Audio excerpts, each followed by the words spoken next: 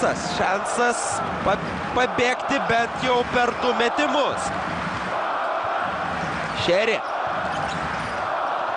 Milaknis iš toli. Nėra tritaškio, Jankūnas traukia kamuolį, Milaknis ir antras šansas, kabinamas. Wow, kokia ataka!